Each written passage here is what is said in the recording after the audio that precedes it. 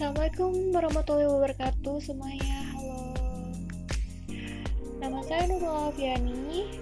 Biasa dipanggil Nurul. Saya sebagai moderator di kelompok saya. Saya akan membahas tentang mengenai biaya modal. Dan sebelum kita bahas, mari kita perkenalkan dulu teman-teman saya. Yang pertama ada Nurul Hovifah Febrianti. Yang kedua Rima Melija Putri. Yang ketiga Iva Ayu Mulyawati. Yang keempat Ratu Hani. Saya akan membahas biaya modal ya. Biaya yang harus dikeluarkan atau harus dibayar untuk mendapatkan modal, baik yang berasal dari utang, saham preferen, saham biasa maupun keuntungan atau laba ditahan untuk membiayai investasi perusahaan. Konsep biaya modal. Konsep biaya modal adalah biaya yang secara real harus ditanggung oleh perusahaan untuk memperoleh dana baik yang berasal dari hutang, saham preferen, saham biasa maupun laba ditahan untuk mendanai suatu investasi atau operasi perusahaan. Penentuan besarnya biaya modal dimaksudkan untuk mengetahui berapa besarnya biaya real yang harus dikeluarkan perusahaan untuk memperoleh dana yang diperlukan. Dari sisi investor, tinggi rendahnya required rate of return merupakan tingkat keuntungan, sedangkan bagi perusahaan yang menggunakan dana merupakan biaya modal yang harus dikeluarkan untuk mendapatkan modal sendiri. Biaya modal dapat dihitung berdasarkan biaya masing-masing sumber dana, disebut biaya modal individual.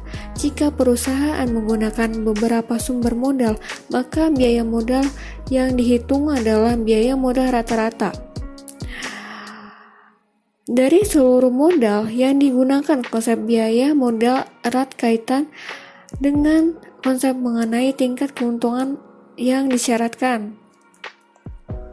Biaya modal individual atau hutang jangka panjang. Hutang jangka panjang terdiri dari hutang bank, obligasi, dan hutang hipotek. Apa itu hutang bank? Hutang bank adalah hutang yang timbul sebagai akibat pinjaman yang diberikan oleh bank kepada perusahaan yang diperoleh berdasarkan permohonan perusahaan yang bersangkutan.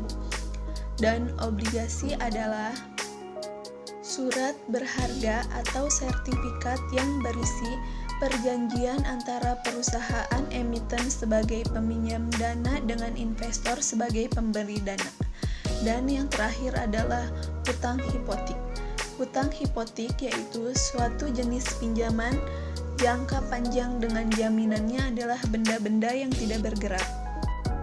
Biaya modal dari penggunaan hutang jangka panjang dihitung dengan cara biaya hutang sesudah pajak sama dengan biaya hutang sebelum pajak kurung buka 1 dikurangi tingkat pajak kurung tutup. Biaya modal hutang dengan rumus bunga 1 tahun ditambah nilai nominal dikurangi penerimaan bersih per jangka waktu obligasi per penerimaan bersih ditambah nilai nominal per 2 dikali 100. Contoh soalnya, perusahaan angkasa mengeluarkan obligasi berjangka 4 tahun dengan nominal Rp100.000 per lembar dengan memberikan bunga 24% setahun. Harga jual obligasi sebesar Rp92.000 per lembar. Dijawab, nilai nominal sama dengan 100.000, penerimaan bersih sama dengan 92.000, jangka waktu obligasi sama dengan 4 tahun, bunga 1 tahun yaitu 24% dikali nilai nominal sama dengan 24.000.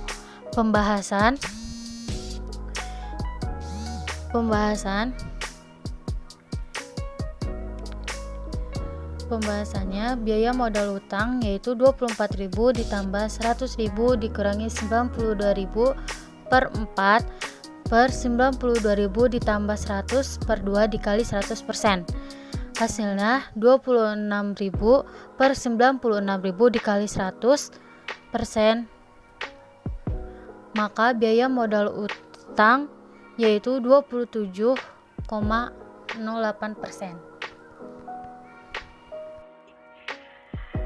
Saya akan membahas tentang hutang dulu ya.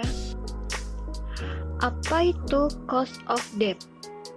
Cost of debt biasanya disebut sebagai biaya hutang ya, itu nama lainnya. Cost of debt adalah biaya hutang sebagai tingkat suku bunga efektif yang dibayar perusahaan atas hutangnya. Jadi, pengertian cost of debt adalah tingkat pengembalian yang harus dilunasi oleh perusahaan terhadap hutang-hutangnya. Hutang yang dimaksud dapat berasal dari pinjaman bank atau obligasi perusahaan. Biaya saham preferred yaitu tingkat pengembalian yang diperlukan investor atas saham preferred perusahaan. Dengan rumus KPS sama dengan DPS per PN dikali 100%, di mana KPS adalah biaya modal saham preferred, DPS adalah dividen saham preferred, PN ada harga yang diterima perusahaan setelah dikurangi flotasi.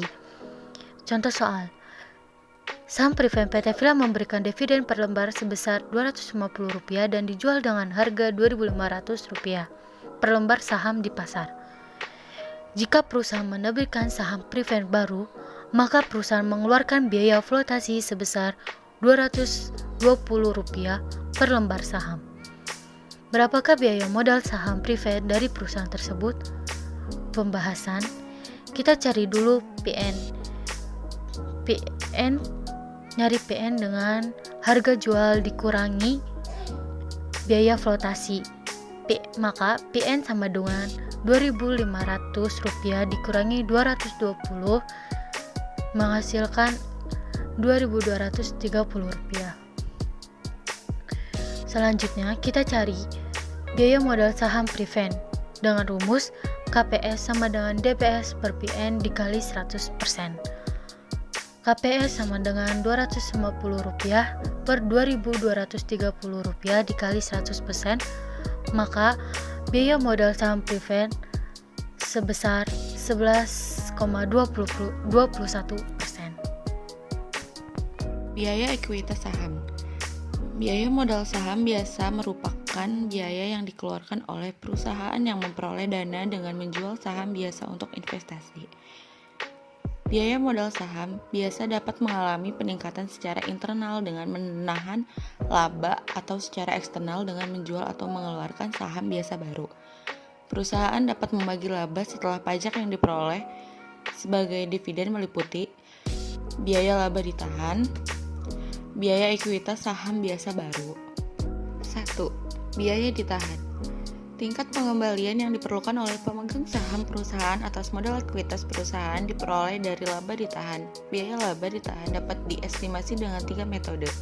1. Pendekatan capital asset bridging model. 2. Pendekatan hasil obligasi ditambah premi resiko. 3. Pendekatan hasil dividen ditambah tingkat pertumbuhan. Pendekatan capital asset bridging model atau CAPM.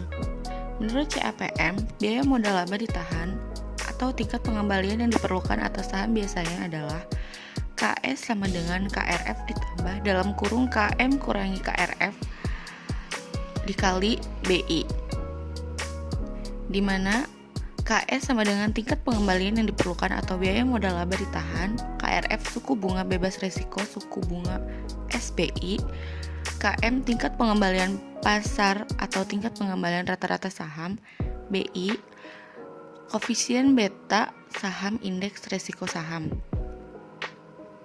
Contoh, besarnya suku bunga bebas risiko 6%, besarnya retur pasar adalah 15%, dan beta saham PT Agung sebesar 1,4. Berapa besarnya biaya modal laba ditahan atau tingkat pengembalian yang disyaratkan oleh investor? Jawabannya, KS sama dengan KRF ditambah dalam kurung KM kurang KRF dikali BI sama dengan 6% ditambah dalam kurung 14% dikurangi 6% dikali 1,4 sama dengan 6% ditambah 11,20% sama dengan 17,20% Z. Adi biaya laba ditahan perusahaan 17,20%. Pendekatan hasil obligasi ditambah premi risiko. Untuk mengestimasi biaya ekuitas saham, biasa mereka menambahkan premi risiko mereka sebesar 3-5 poin presentasi terhadap suku bunga hutang jangka panjang atau obligasi. Biaya modal laba ditahan sama dengan hasil obligasi ditambah premi risiko. Contoh, perusahaan Afilia memiliki obligasi yang memberikan hasil 8%, maka estimasi biaya ekuitasnya yaitu 8% ditambah 4% sama dengan 12%. Assalamualaikum warahmatullahi wabarakatuh. Perkenalkan, nama saya Nurul Khofifah Febrianti dari kelompok 6. Pendekatan hasil dividen plus tingkat pertumbuhan disebut juga pendekatan arus kas yang didiskontokan, DCF atau diskon cash flow. Dikatakan seorang menambah tingkat pertumbuhan yang diharapkan perusahaan dengan hasil dividen yang diharapkan.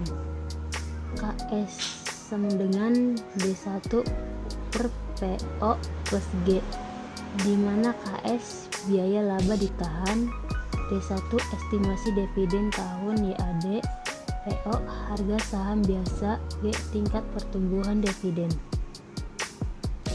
Contoh, saham PT Agung Jaya saat ini nilainya sebesar 2.500 per lembar. Estimasi dividen tahun YAD sebesar 150 per lembar. Dividen diperkirakan akan tumbuh sebesar 5% per tahunnya. Berapakah biaya laba ditahan perusahaan? Jawaban AS sama dengan D1 per PO plus G sama dengan 150 per 2.500 sama dengan 11% plus 0,5. Jadi biaya laba ditahan perusahaan adalah 11%. 2. Biaya penerbitan saham biasa baru disebut juga ekuitas eksternal ke lebih tinggi dari biaya laba ditahan karena adanya biaya flotasi F. Flotation cost adalah presentasi biaya penerbitan saham biasa baru. Ke sama dengan D1 per PO kurung buka 1 dikurangi F kurung tutup ditambah G, di mana ke adalah biaya ekuitas eksternal atau biaya penerbitan saham biasa baru. D1-nya adalah estimasi dividen tahunnya, F-nya adalah flotation cost, G-nya adalah pertumbuhan dividen, PO-nya adalah harga saham biasa. Contohnya adalah saham PT Adnan Jaya saat ini nilainya 1.800 per lembar, estimasi dividen tahunnya 200 per lembar, dividen diperkirakan akan tumbuh 4% per tahunnya, flotation cost 10% dari harga saham, dan berapakah biaya ekuitas eksternal perusahaan? Jawabannya adalah ke sama dengan D1 per PO kurung buka 1 dikurangi F kurung tutup tambah G. Jadi D1-nya itu 200 per PO-nya itu 1.800, 1 dikurangin F-nya itu kurung bukanya jadi 0,9 dan G-nya itu ditambah 0,04. Jadi hasilnya yaitu 16,35%. Jadi biaya ekuitas eksternal perusahaan adalah 16,35%. WACC, Weighted Average Cost of Capital, serta menyebabkan harga saham menjadi maksimal. Proporsi target hutang. Saham preferred dan ekuitas saham biasa bersama dengan komponen biaya modalnya digunakan untuk menghitung biaya modal rata-rata tertimbang WACC adalah rata-rata tertimbang komponen biaya hutang. Saham preferred dan ekuitas saham biasa.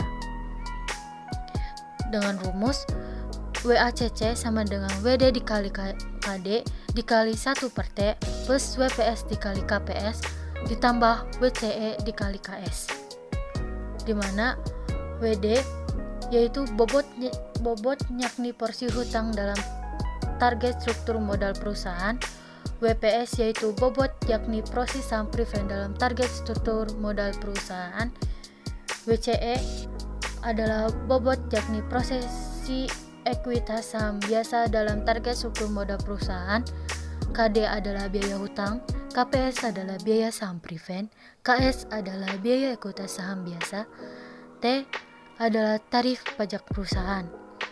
Contohnya, target struktur modal PT Agung Jaya adalah sebagai berikut.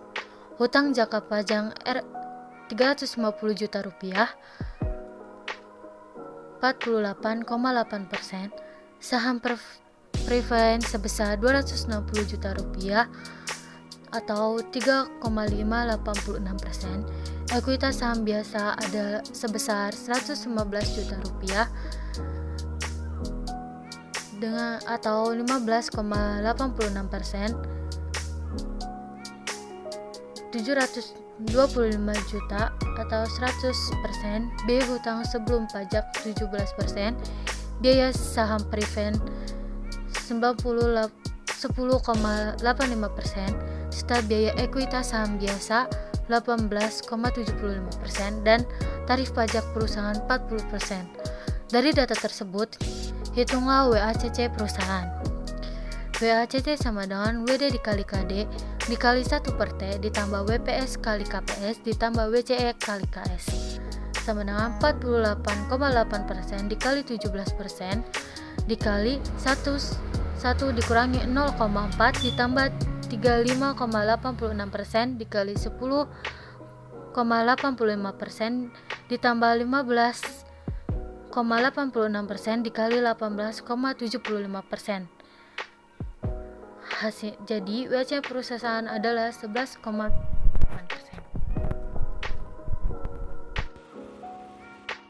Faktor-faktor yang mempengaruhi biaya modal. A. Faktor yang tidak dapat dikendalikan. Itu ada 2, tingkat suku bunga dan tarif pajak. Yang B. Faktor yang dapat dikendalikan. Ada 2 juga. Yang pertama, kebijakan struktur modal. Yang kedua, struktur modal optimal dapat mempengaruhi WACC. Kebijakan dividen. Laba ditahan merupakan laba yang belum dibayarkan sebagai dividen. Semakin tinggi rasio pembayaran dividen, semakin rendah jumlah laba ditahan. Kebijakan investasi. Jika ada investasi baru, maka biaya modal akan berubah sesuai resiko bisnis baru tersebut. Untuk sekian dari kelompok kami.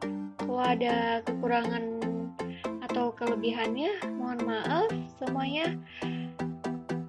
Assalamualaikum warahmatullahi wabarakatuh.